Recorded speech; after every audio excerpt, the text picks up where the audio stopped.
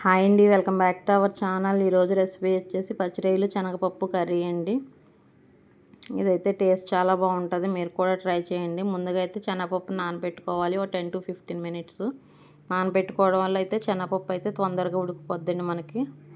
అది నానిన తర్వాత అయితే ఉడకబెట్టుకోవాలండి. దీన్ని కొంచెం వాటర్ వేసుకొని అయితే ఉడకబెట్టుకోవాలి. నేను ఒక పక్కన అయితే శనగపప్పు ఉడకబెడుతున్నానండి. వేరే స్టవ్ అయితే వెలిగించి గిన్నె పెట్టుకుని ఆయిల్ వేసుకోవాలి. ముందుగానే 2 ఉల్లిపాయలు, పచ్చిమిర్చి, కొత్తిమీర అయితే కట్ చేసి పెట్టుకున్నానండి నేను. ఆయిల్ వేడైన తర్వాత పచ్చిమిర్చి, ఆనియన్స్ వేసుకోవాలి. ఇవైతే బాగా వేగించుకోవాలండి. ఉల్లిపాయ అయితే మనం సన్నగా కట్ చేసుకుంటే తొందరగా ఉడుకుతాయి, కర్రీ కూడా గ్రేవీ వస్తుందండి, బాగుంటుంది టేస్ట్. ఇది వేగేటప్పుడు అయితే అందులో 1 స్పూన్ అల్లం వెల్లుల్లి పేస్ట్ అయితే వేసానండి. మీరు వండి కర్రీని బట్టి అయితే అల్లం వెల్లుల్లి పేస్ట్ వేసుకోవచ్చు. ఇదైతే బాగా వేయించుకోవాలండి, అది స్మెల్ పోయేంత వరకు అల్లం వెల్లుల్లి పేస్ట్. వేగిన తర్వాత మనం ముందుగానే క్లీన్ చేసుకుని పచ్చిరొయ్యలను అయితే వేసుకోవాలి.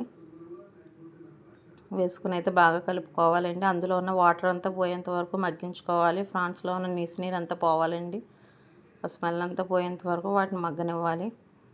ఇదైతే చూడండి మగ్గే దగ్గరికి అయితేనే. ఇప్పుడైతే అందులో కొంచెం పసుపు, ఉప్పు, కారం వేసుకొని బాగా కలుపుకోవాలండి. ఈ ఉప్పు కారం కూడా ప్రాన్స్కి పట్టేటట్టు అయితే బాగా కలుపుకోవాలి. కలుపుకున్న తర్వాత స్టవ్ని అయితే సిమ్లో పెట్టుకోవాలండి. అవి అయితే బాగా మగ్గుతాయి. చూడండి దగ్గరికి అయితే అయిపోయింది, కలర్ అయితే చేంజ్ అయింది కదండి మనకి. శనగపప్పు కూడా ఉడికిపోయింది. ఇప్పుడైతే శనగపప్పుని తీసుకొని అందులో వేసుకోవాలండి. డైరెక్ట్గా వాటర్తో పాటు వంపేయకూడదండి, ముందుగా అయితే శనగపప్పుని వేసుకోవాలి. వేసుకొని అయితే బాగా కలుపుకోవాలండి. ఆ ఉప్పు, కారం, అల్లం వెల్లుల్లి పేస్ట్ కూడా శనగపప్పుకి అయితే పడుతుందండి. ఒక 2 minutes అయితే దాన్ని అలా ఉడికించుకోవాలి.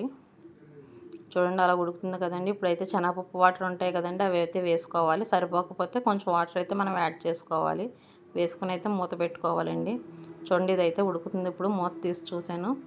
దాంట్లో అయితే కొంచెం ధనియాల పొడి, గరం మసాలా పొడి వేసుకోవాలి. వేసుకుని ఒకసారి కలుపుకొని స్టవ్ అయితే సిమ్లో పెట్టేసుకోవాలండి. స్టవ్ సిమ్లో పెట్టేసుకుని మూత పెట్టుకుంటే ఆయిల్ అన్నది అయితే పైకి వస్తుందండి. కర్రీ కూడా బాగా ఉడుకుతుంది, టేస్ట్ కూడా బాగుంటుంది. మధ్యలో ఒకసారి కలుపుకున్నానండి. ఇదైతే చూడండి దగ్గరికి అయితే అయిపోయింది. ఇదైతే చపాతీలోకి, రోటీ, పరోటా, రైస్లోకి చాలా బాగుంటుందండి కర్రీ అయితే. మీరు కూడా ట్రై చేయండి, కంపల్సరీ అందరికీ నచ్చుతుంది. లాస్ట్లో అయితే కొత్తిమీర వేసుకుని అయితే స్టవ్ కట్టేసుకోవాలండి. పచ్చిరొయ్యలు శనగపప్పు కర్రీ అయితే రెడీ. మా వీడియో మీకు నచ్చినట్లయితే లైక్ చేయండి, షేర్ చేయండి, సబ్స్క్రైబ్ చేయండి. కొత్తగా వీడియో చూసే వాళ్ళు అయితే ఛానల్ సబ్స్క్రైబ్ చేసుకోండి. వీడియోస్ అయితే అందరూ చూస్తున్నారు కానీ లైక్ చేయట్లేదండి, ప్లీజ్ లైక్ చేయండి. మీకు ఏదైనా రెసిపీ కావాలితే మాత్రం మాకు కామెంట్ చేయండి, మీకు చూపిస్తాను. Thank you for watching video.